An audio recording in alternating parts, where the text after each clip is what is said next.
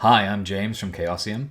When I sat down with Jason Durall, we talked about BRP and what his favourite parts of the system are, and what some of the more difficult elements that he's had to work with over the years are. I'm going to jump across to that interview in just a moment, but first, please subscribe to the YouTube channel here. It really helps us out, and we can make more content like this if you do so. Enjoy the interview. I like the fact that it's an inherently transparent system. That if you can, I mean, if you, it takes very little to explain that you have a 35% chance of doing something. Make a roll. The probability mechanics are ultimately transparent to everyone. There is no strange sort of calculation of okay, I'm rolling 5 dice against a target number of X, or I need to get successes on this many dice to get this. And I mean, there's something to be said for all of those games, and I've worked on many of them. But the thing that appeals to me most about BRP is that it's really a designer-friendly game.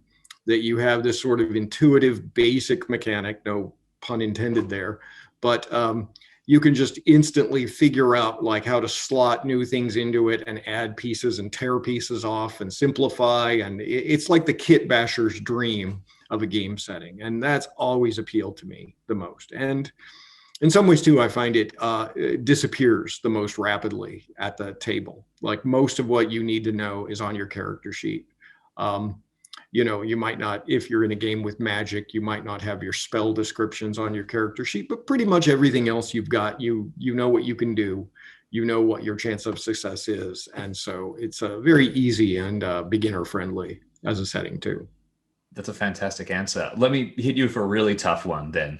All right. Is there something that frustrates you about it? As someone who has to work with it every day, is there a tweak that you think of sometimes, or something that just keeps popping up into your mind?